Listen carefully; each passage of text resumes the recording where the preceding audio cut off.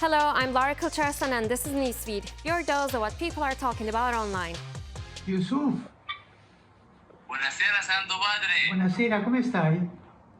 sto bene grazie a Dio, mi scusa, è stato con il Santa Messa. Salam alaikum.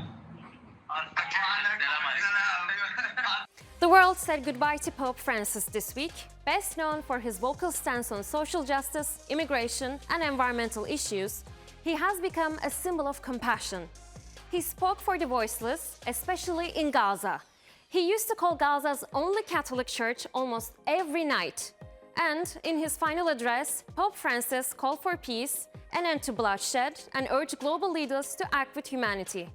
Nobody can deny the fact that when it came to undervalued communities throughout the world, Pope Francis did not shy away from being a voice for them. He stood 10 toes down on business for them. His last message before his death was stop the genocide and suffering in Gaza. Imagine the kind of person you have to be to, on your deathbed, instead of worrying about yourself, to be advocating for people who are not like you, who don't speak the same language as you, who maybe don't even believe the same things as you, but you know in your heart what is right and you fight for those oppressed people anyway. He really was the true embodiment of Christianity, of the love and mercy of God. He was the first pope from South America and the first to take the name Francis, after a saint renowned for humility and compassion for the poor. The late pope could have picked any name, but this one said everything about the kind of pope he wanted to be. He was born in 1936 in Buenos Aires, not as Francis, but as Jorge Maria Bergoglio. But in 2013, when he became the Pope, he took on a papal name, just as every Pope since 1555 has also done. What it tends to be is a name that honours either a predecessor, a mentor, or even a saint. And the saint that Pope Francis took the name of was Saint Francis of Assisi. He believed the role of the church was to serve the poor and that everyone should be cared for, including all humankind and animal kind. When the Pope took his name, it was a statement for what he wanted to achieve with his papacy. One that which cared for the poor and the marginalised. One that which cared for the environment. He was the very first Pope Francis that we've had. On Easter Sunday, Pope Francis repeated his calls for a ceasefire in Gaza. What you might not know is that the Franciscans have actually been working in the Holy Land since the 1200s, all because of Saint Francis of Assisi's travel and dialogue there during the Crusader era. And he's still very recognised in the church today as being a peacemaker. So for the Pope, Francis was always much more than just a name. Have you ever wondered what happens when a pope dies? The doors at the Vatican are locked and secrets protected. Here's what happens behind those closed doors and a glimpse of how the next leader of the world's 1.3 billion Catholics is chosen. Now that means we enter a period called sede vacante. Sede vacante is a Latin term that means empty chair because the Pope has died and we have not elected a new one. Technically, there is no one sitting on the throne as Pope, which means that the entire College of Cardinals technically rules the Catholic Church for this time period. Now, what's next? We now enter a 9-day period of mourning called Novem Diales.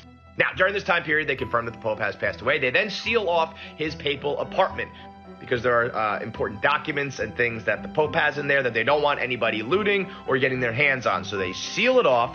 They then take the papal ring, the fisherman's ring, and they destroy it. After that, between the 4th and 6th day is the official funeral for the Pope. That is when the Pope lies in state, where then hundreds of thousands of people come to the Vatican and they live stream it to millions around the world so everybody can see the Pope being prepared to be buried. Now, when it comes to this entire 9-day mourning period and the funeral, Pope Francis wrote in his 2025 autobiography that he thinks the entire customary service is excessive, and he doesn't want all the pomp and circumstance. He also says that he's not going to be buried in St. Peter's Basilica, but at the Santa Maria. Now, after the 9-day period of mourning, it is time to address the sede vacante, meaning we got to get this conclave thing going. And the rule is that between 15 and 20 days after the Pope's death, we got to get conclave going. Give about 2 weeks for people to get their affairs in order and travel to the Vatican, and no later than 20 days can they begin conclave. Now, once again, if you're not familiar with conclave, they lock all of the College of Cardinals into the Vatican, they close the windows, no one can get in or out, and they start voting. If, after the first 33 ballots, there is no Pope announced, they then narrow it down to the 2 main candidates. They go ahead and begin re-voting, except this time the College of Cardinals can only pick between the 2 main candidates. The United States Federal Trade Commission is suing Uber for allegedly misleading subscribers. Uber One users are being signed up unknowingly for a service that costs about $10 a month. The app is also under fire for claiming its clientele would save up to $25 within the same period. And it's not just the sneaky deals. Canceling the service is supposedly a nightmare. The ride-hailing app has denied allegations that it bills customers without consent. FTC just sued Uber, and it's kind of wild. Apparently, Uber was sneakily signing people up for their Uber One subscription, you know, the $9.99 month one, without their clear permission. Like, you thought you were just getting a discount on your ride? No, surprise, you just joined a monthly membership. And shocking no one, the FTC says trying to cancel was a nightmare. Multiple screens, confusing steps, sometimes even needing to contact support. Basically, think gym contract. Uber, of course, denies making it more difficult. The FTC clearly isn't buying it. And now they're accusing Uber of violating consumer protection laws. And a new rule that says, if it's easy to sign up, it better be just as easy to cancel. Social media can't be tariffed, at least not yet. But content creators who double as small business owners are facing the ripple effects of rising global levies. In March, US President Donald Trump announced a 10% tariff on nearly all imports, with even steeper rates targeting countries like China, Vietnam, and Japan. Right now, Chinese goods coming into the US are subject to a 145% tariff. The new rules have created confusion and, for many business owners, uncertainty. We're alloy wheels for cars, and I do somewhere in the neighborhood of 10 to 15 containers a year, which is a small business.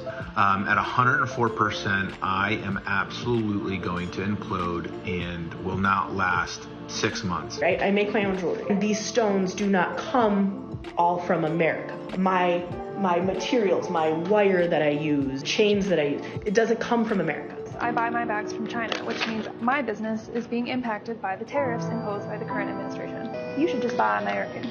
Support our American economy. You're giving your money to the Chinese. Are you kidding? We need the goods that are coming in because we don't have the capacity to do it here. And it's going to take a lot of time and money for us to get those resources. So in the meantime, are we just like not selling? I'm launching a Korean beauty brand, and my inventory is shipping from Korea right now. When I saw the news about the 35% tariffs on all cosmetics imported from South Korea, my heart dropped. For me, that would mean paying $24,000 once my inventory landed on US soil. I have to pay those tariffs to our government. So it's not something that other countries or the companies will pay, especially because we're such a small business that we don't have the volume or the buying power to really negotiate with suppliers. Everything is so uncertain right now and scary, and some big opportunities that we're going to be kicking off are on hold. I'm just like, what is going to happen? So businesses have to shift their budgets as production costs rise. That could mean cutting back on traditional marketing and investing more in something cheaper and faster, like influencer marketing. During the pandemic, there were like shortages of materials, and I was doing influencer marketing for like this really big company. And even though they had no inventory, we still had to run influencer campaigns because we had to stay market dominant. And they were like, we need to be a part of relevant conversation, so we cannot just stop our marketing efforts. Working with influencers and creators is still cheaper than working with big production companies and big production houses. That's why influencers took off in 2020, because it was the cheaper alternative, in the sense that, like, again, you're not paying for models, hair, makeup, studio time, all permits, like all of that. Pandemic was a really interesting time for creators, where we saw lots of creators' brand deals go up. So remember that there may be hidden opportunities for you with these tariffs to be more valuable. Staying on consumers' For You pages could be the key to survival.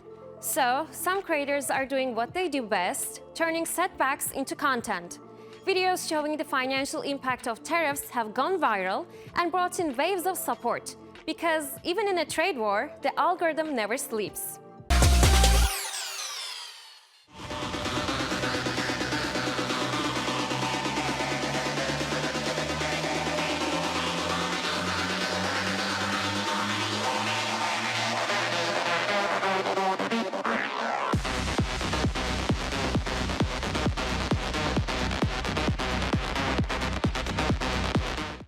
Electronic dance music has reached new heights, literally.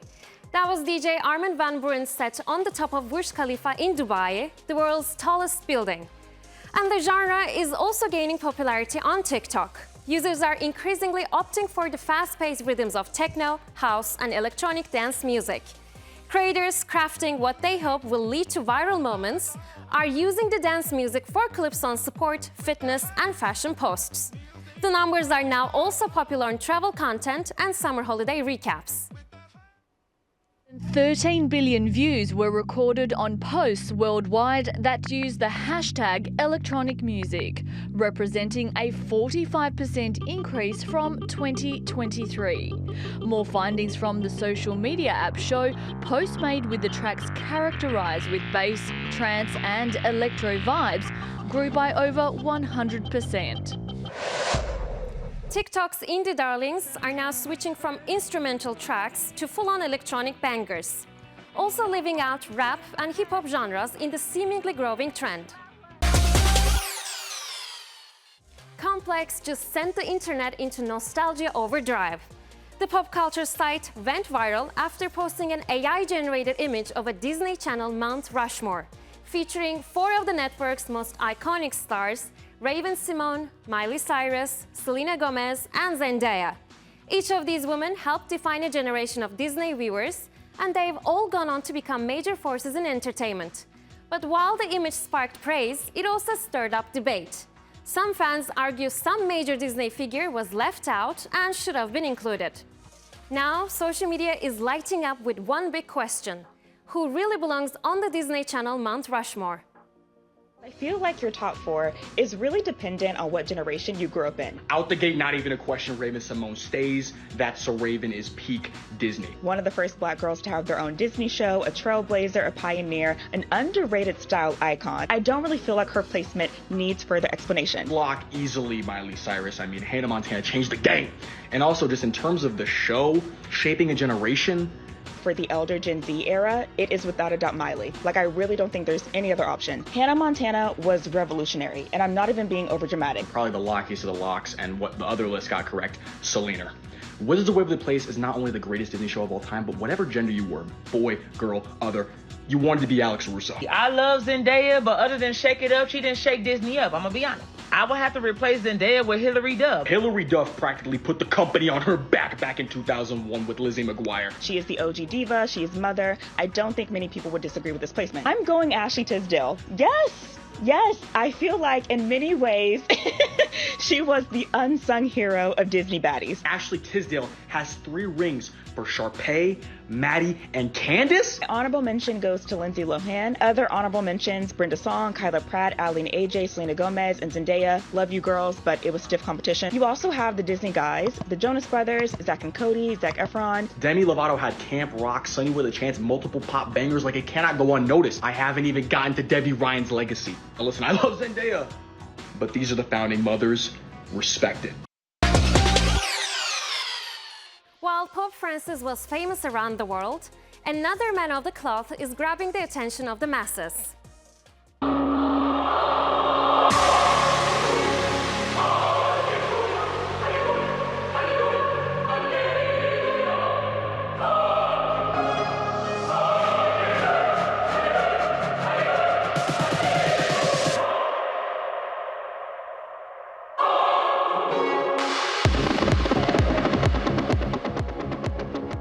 Going by the name DJ Priest, Father Guilherme is making his mark on the Portuguese electronic music scene. His message: faith, peace, and hope through every tempo. And surpassing more than 2 million followers on Instagram and TikTok, he's counting on the platforms to spread the gospel, especially among young people.